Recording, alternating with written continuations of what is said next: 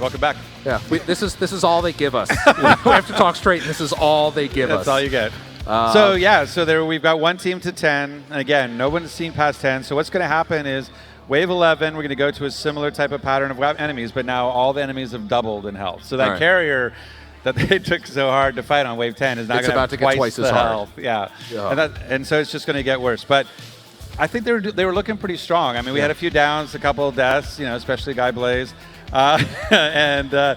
But I think as long as they hold it together, I think one of the things that's interesting to watch is that, like, when you look at people like esports professionals or pro players, they're used to being really aggressive, wall bouncing, shotgunning to your face.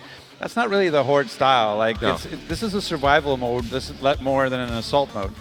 So they have to learn to work as a team, be patient, let the sniper do his work, let the scout get the energy. Everybody has their role, and you have to do it. Absolutely. Otherwise, you're just going to flare out. And the worst part is you get one person who's too aggressive, they go down, you all rush out to help them, and you get wiped too. Yeah, that's the fastest way it goes, right? So this point forward, everything you're about to see right now has never been seen before outside of the Coalition, right?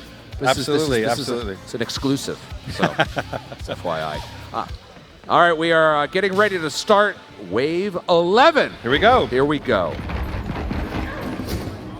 I think FemSteph, we're still finishing up 10, if I remember correctly. I'll take that. All right. Okay, here we go. They're getting set up now. So again, this should be a little bit of time to kind of get reorganized, and a little bit of a lull again. It'll get back to a little bit easier to get back to trackers, back to the shepherds, the peacekeepers. We can see right there, enemy health 2 times. Exactly. So poison number 1 is in effect. We got 3 enemies left on wave 10 over with FemSteph, so they did a good job holding everybody off. They're going around trying to pick up that double energy. So they're just a little bit behind. They're about like 4 or 5 enemies behind. Yep. I want to point out that what you're watching is Horde 3.0 coming to Gears of War 4 later this year on Xbox. Rod, you guys are pretty far along in the development process, right? You're almost gold. There's a reason I'm here and not back up in Vancouver. Is we're closing it up. So also I want to point out Gears of War 4 is a Play Anywhere title. Xbox Play, or the XBA, where if you order it digitally, you on either console or Win 10, you get play for free on the other device. You essentially get 2 platforms for the price of 1. Absolutely, and it shares your progress, shares your achievements, shares your content. Yep. So you can stop playing at home and start playing at work right where you left off. Right. That's the beauty of this. Of course, the Windows 10 version is going to be in a glorious 4K. Yeah, it looks really, really good. It looks really good. All right, Wave 11 complete. Yeah, they're moving quick. They certainly are, aren't they? Well, they're starting off with Wave 11 for FemSteph. So they're about now a wave behind. So and we just had the pre-orders on the Windows 10 store just went up for the PC version, I think yesterday. Yep. So if you're interested in the PC version, you want to buy that, the Win 10 version. So you can do that now. You guys have had a heck of a time up there. I mean, I've had the privilege of joining you at the studio frequently, and it's a beautiful studio up there in Vancouver, British Columbia, and it's, of course, I want to talk about the console. Our custom console. Yeah, absolutely. We're super excited about that. Beautiful console. This is a fairly limited edition console. It's the Xbox One S. It's the first limited edition we've done of the Xbox One S. Yeah, and it's not just a paint job. We've got laser etching so deep it catches fire when they manufacture it. Yep. It's got custom sound effects on eject and power on and power off. I urge you to go check that. You and I did a video of, last month, so I urge you to go out and search your YouTubes for that. Yeah, absolutely. All right, let's get back to the game here. We're sitting here, Wave 11 on Horde 3.0. I have to really give it up to the teams right now playing the roles. Like, you look at when you go to Gold Glove, he's doing a great job as a sniper, and you go to FemSteph, she's doing a great job as a scout. Like, she's going out there and frontlining to get that energy, and she's bringing it back and setting up the engineer for success. Now, we haven't really talked about the classes too much. Can you kind of go through the classes and how that selection works? Sure. There's basically 5 classes. There's the engineer, the scout, the soldier, the heavy, and the sniper. And when you played Overrun in Gears of War Judgment, we had classes, but it was tied to a character, and they were very limited in sort of what the flexibility was. That's not the case here. Any character can play any class. You have a bunch of variety in what skills you want to play, so you're not limited in that way. Is it one class per team? No, you can mix it up as much as you want. We can play all engineers if we want. If we want to, yeah. You won't succeed, but you can play that way if you want. And because you really want, again, I highly recommend at least one scout and at least one engineer. Right. The rest of it, have fun with. But you really want to get that double energy, and you really want to have that cheaper fortification.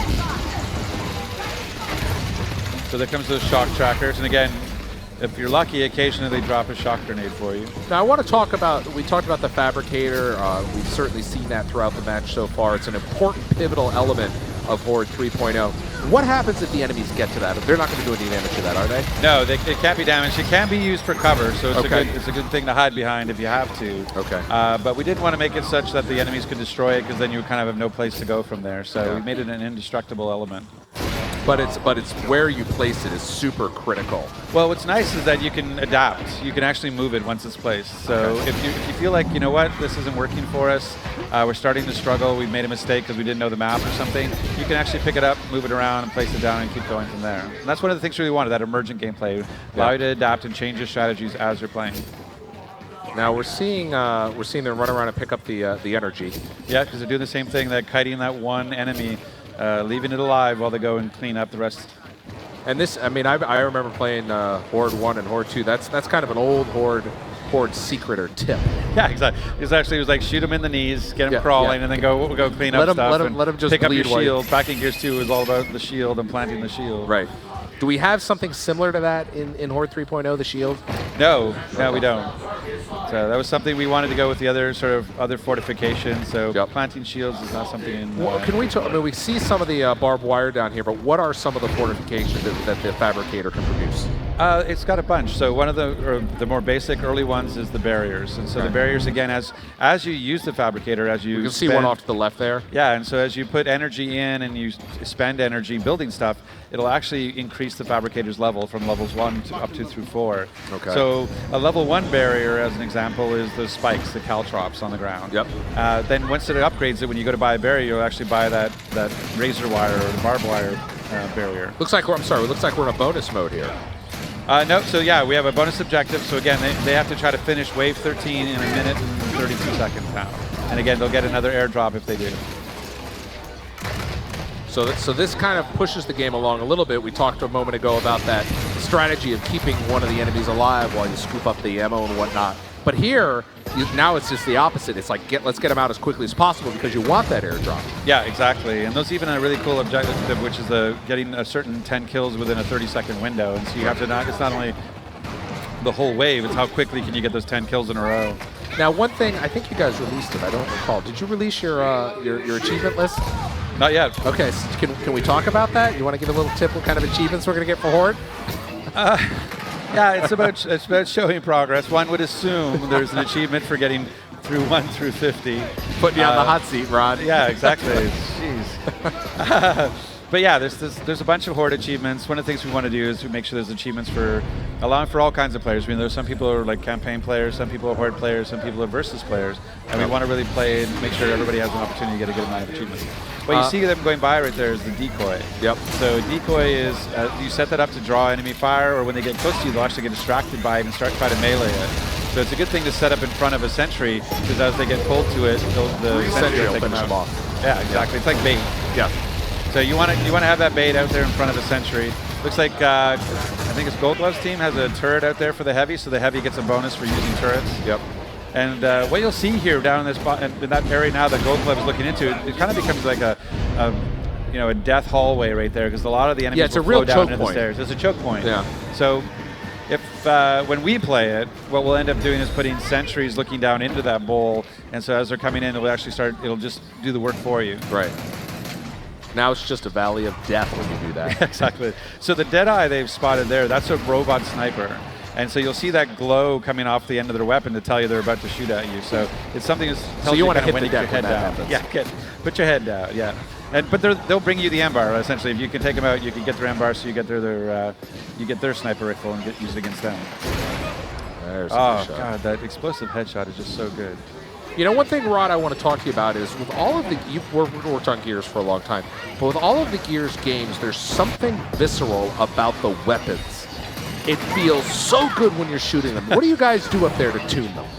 It's really about recognizing the fact that the weapons are kind of characters unto themselves. You know, Right. It's one of those things that we look at other games, we call it gun porn, right? It's like just like they can put on 12 different stocks and 17 sights and all these attachments. And Right. I think the gun just kind of loses what the gun is. It can be anything. Right. Whereas for us, a boom shot is a boom shot. A long shot is a long shot. Like they're very defined weapons, and so we try to put a lot of effort into making them feel special, making sure that sound effect is really strong, and it feels really good to use in your hands, right? Yeah, So the vibration feels good. Everything about it just feels good. And of course, we've got the active reload, something that the Gears franchise pioneered, and then you still have active reload.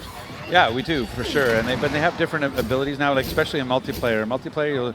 Active reload has changed a little bit. It works off a cooldown timer, so people don't have to empty their clip before they get the bonus, and it's a good evolution of that mechanic. I think Ryan did a good job on that.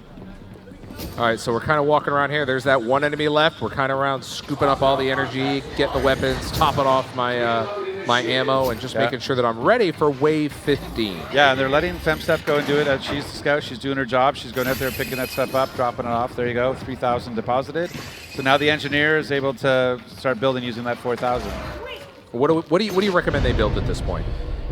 Yeah, it's really about at this point I'd be looking at, especially if you've got like Gold Glove, he's got the airdrops bonuses there. I'd be saving up for, like, they already have it. They've got 7,000. I'd build a weapons locker.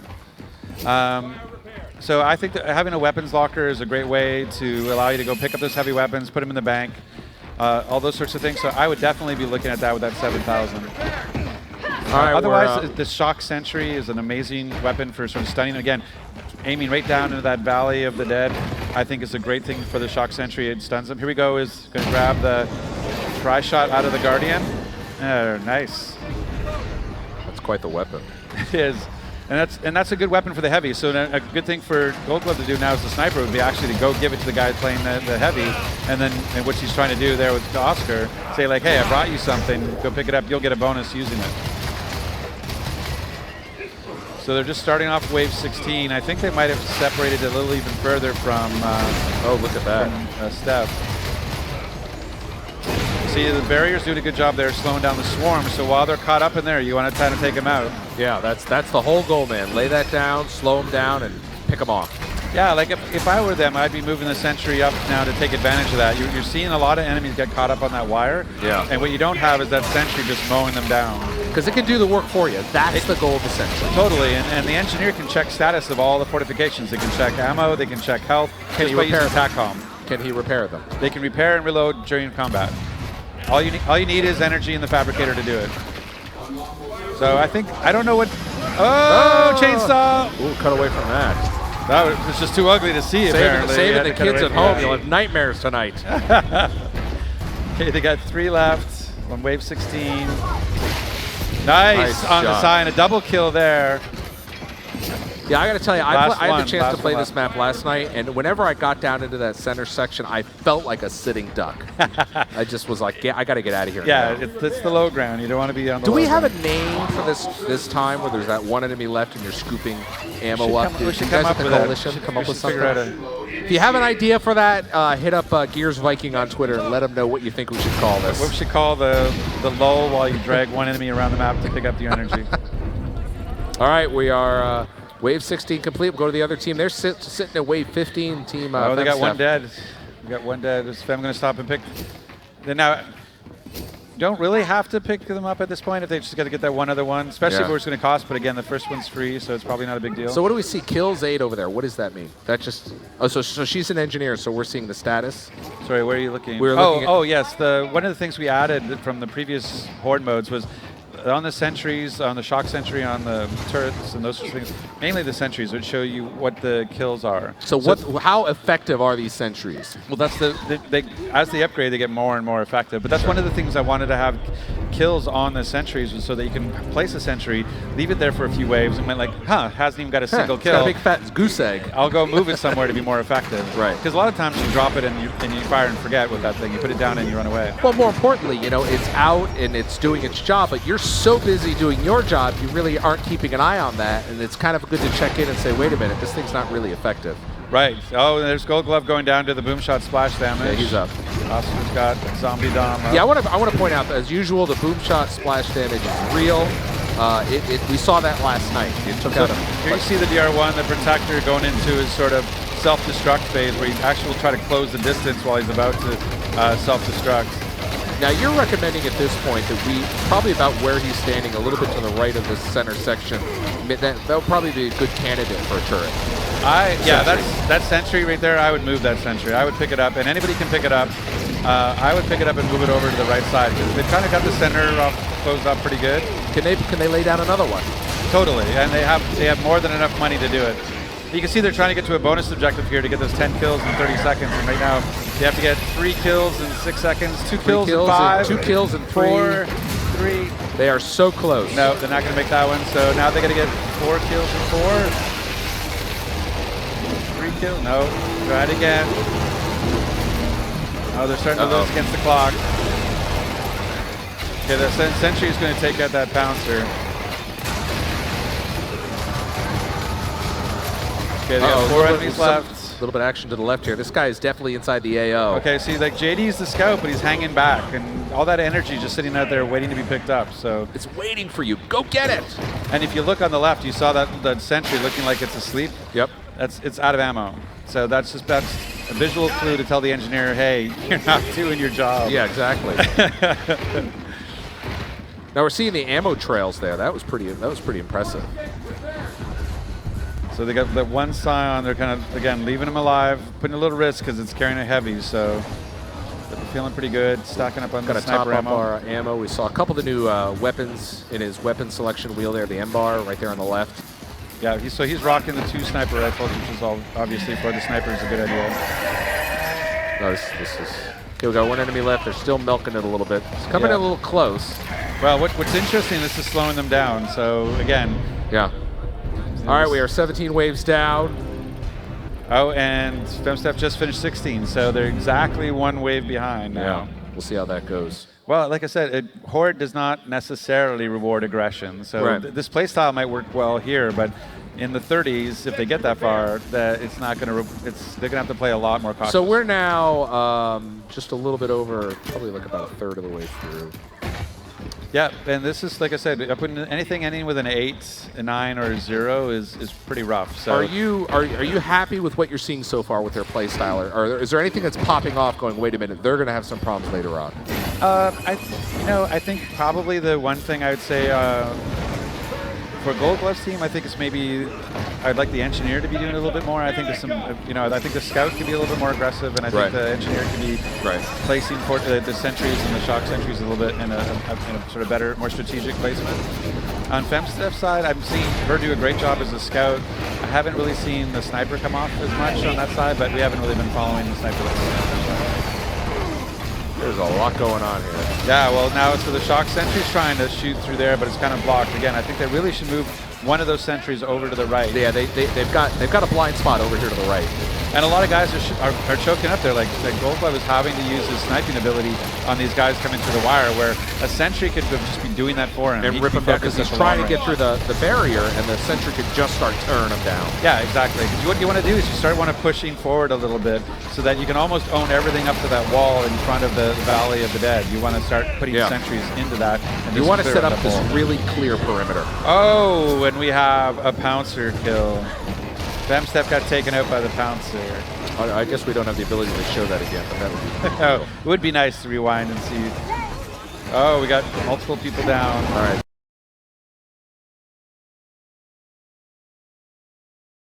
Back up. All right, looks like we got a bonus objective just popped up in the upper left-hand corner.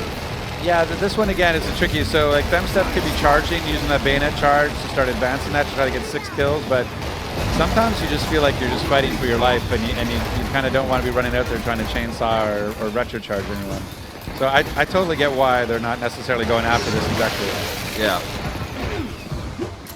So a couple of the characters you're seeing here are pre-ordered exclusives. So let's talk about that. I don't want people to be disappointed when they go like, "Where's my Zombie Dom? Where's my old man Marcus?" Like, what you see Zombie Dom and his brains as he's playing. Yeah. Those are part of our pre-order exclusives. So if you want to play Zombie Dom, you want to play as old man Marcus, or you want to play as Samara or Anya, the only way to do that is to pre-order the game, whether from retail or digitally, and you'll get those characters plus a gold wave Nasher and the gold wave Lancer as well. 2 cool weapon skins. Wave 17 complete. They did it. They made it through. Oh, they're getting a little sweaty though. I saw. We saw some of them. There. We can turn around and see them. They're feeling the heat. All right, they are feeling the heat. Nice. So Gold Gloves kicking off wave 19, getting ready to set up that boss wave at 20 with the double health boss. So they're putting down. See, look, Gold Gloves playing strategic, taking those shock grenades. Those shock grenades are critical. Using them as sort of as mines, proximity mines. Any enemy goes near that, they'll get stunned and open up an opportunity for take them out. But I think they really want to. Again, I think they've got a vulnerability on their right side, which we're seeing here. Yep. And they're playing a little aggressive. You saw Wade, 2 of those guys were deep beyond their fortifications. And see, this is where a mistake could happen. If a bunch of them decide to go out and try to pick up those cog tags, they could end up wiping right there. Just because one person got a little aggressive, it could bring your whole team down. Yeah, so you can see that. It looks like they're bringing a decoy out. Yeah, so Kate's the engineer out there. She's planning a decoy, trying to set it up in front of that shock sentry, because that's how you want to feed. You want to get the fortifications kind of working together. So again, you want the decoy as the bait, and then you want the sentry or the shock sentry to take them out. Now we haven't seen, certainly we've got the fabricator. Looks like the fabricator's empty. Yeah, they've drained, so they haven't been out there picking up energy. Again, they're sort of whether either through repairs or through resurrections, they're out of energy. So, are they in a death spiral yet? No. You can recover. Okay. It's going to be like when a boss wave and a boss comes along and starts tearing up all of your fortifications, and you can't. That would be the death spiral. I've hit it when we played. We've definitely wiped into a death spiral and had to restart. Yeah, sometimes things just start coming unhinged and you just can't recover. Yeah, we were trying to mess with the classes that we took for crazy. We tried to do 5 soldiers. Oh, here goes Reyna. Oh, the save by Dell. Nice. And a stack of energy there. Picked it up for double. Good. Now it looks like their energy's back in a good position. Yeah, they're getting stuff for repairs now. They can put reload. We haven't seen the UI for what they can select from the fabricator. So what are some of the higher end elements that can come out of the fabricator? Well, usually it's like, again, you can get up into the shock sentry. The turret is one of the big ones. The weapons locker is another. Yep. You have the decoys. You have the barriers. We've seen the decoy. We've seen some of the other. We haven't seen the weapon locker on the board yet, have we? No, and part of that is a little bit to do with just not being familiar with it. I tried to get across to them as sort of a backstage to say like, hey, there's this new thing. You're not going to immediately see its value, but it actually is really valuable when you can start banking those heavy weapons. So hopefully. We haven't actually seen any of the new animations where you can pull somebody over the cover yet, have we? No, and again, that's just new players to Gears of War 4. If this was the Coalition team, they'd be doing it left, right, and center. But it's people who just kind of fall back when they get under stress. They do what they know. There's a lot new in Gears of War 4. Of course, you have this incredible campaign that you've been working on, and this is the multiplayer. There's a lot going on up there, Rod. It is. Well, we want to have, we're always focused on co-op, so we have our split-screen couch co-op for both for Horde and Versus and campaign. But having this 5-player co-op PvE mode is obviously has been really important to us ever since Gears 2. So we were really excited to bring it back and bring it back in a big way. Oh, a nice headshot there. This is good. This is a good Lucy Gears May going bringing on here. that. So you can see the engineers going around and repairing all the fortifications, and again, while they have that lull in between. The fabricator's now up to 7. What are those? Energy units? Yeah, we call it energy. Okay, so 7,158 energy. So you see again, there's a buzzkill. There's a heavy like laying there. And if they don't have a weapons they have locker. Exactly. Exactly. If they had a locker, they pick it up, go bank it. Yeah. So we really need the engineer to go spend some of that money. Oh, there's the locker. They got a couple going right there. Okay, here we go. So this is it. They got the salvo rocket launcher going there. So that's good. All right, so this team is the locker. So they got extra energy here off their one of their airdrops they opened. They're going to finish off the last one and advance on to wave 19. All right, you're watching Horde 3.0. We're finishing up wave 19. We're getting a boss soon, aren't we? Yeah, we are. This is a double health boss. This is a double health boss, so this is not going to be for the faint of heart. So it's again because of the roof, the Kestrel helicopter is not going to show up, and maybe we've capped a couple other bosses. There's plenty of room for a heli to drop in here. So it's probably going to be the Snatcher or the Carrier. All right. Because we want to have some secrets. We didn't want to have everything revealed. But again, this is we're seeing brand new content. No one's ever seen this before outside. Well, it's a repeating pattern, so you can kind of see it. But yeah, going this deep into it to see the challenge, you can see. Here we're seeing the value of the weapons locker. Right, and you can see it's got a 2 on it. That's a level 2. It's got 2 weapon slots. They upgraded it as part of their fabric. Same thing there. You see the sentry with a 2 on it. We try to make it really clear what level each of your fortifications on, so you can tell just visually right away.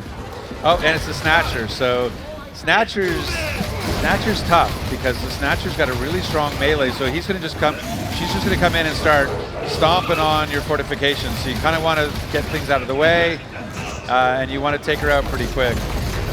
And if she DP-knows you, she'll actually pick you up, put her in her belly, and then crush you. Oh, that's not going to be pleasant. No.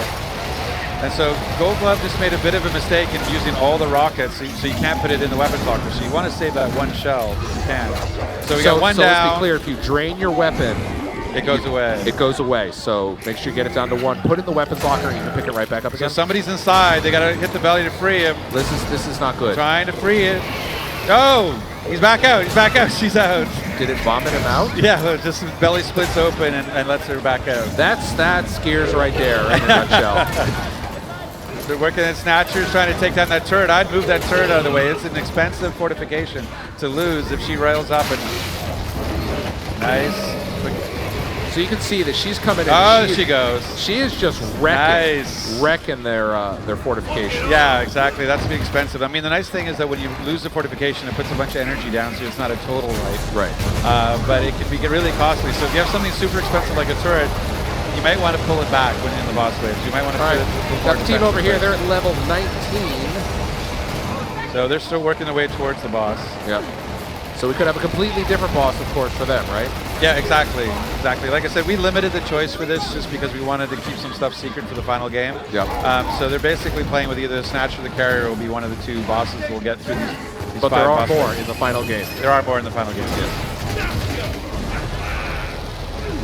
I can't tell. That turret might be... No, it's got some bullets in it, so they're just choosing to This is, again, we need this turret over here, gang. Yeah, we need a sentry moved over to the right, for sure. Good headshot on the sign. We got 1 dead over there on the right. Oof. Scout is definitely frontlining there, going toe-to-toe. Yep. Gold Glove again putting in work as a sniper. Should be going down to the final 5 here in a second. All right. They have a lot of energy in the bank, so the engineer really should be finding ways to use that 20,000 that energy. Yeah. There could be a lot more stuff helping. Like you don't want it to come down to just the players. The way you do this is you need those sentries, those shock sentries, those turrets. You need those to start doing the work for you. They've got to get more fortifications, and they've got to upgrade their existing ones. Right. Because they are in for a long road ahead. Wave 20 complete. 2 bosses down. All right, they're going to take a quick break. I guess we're going to head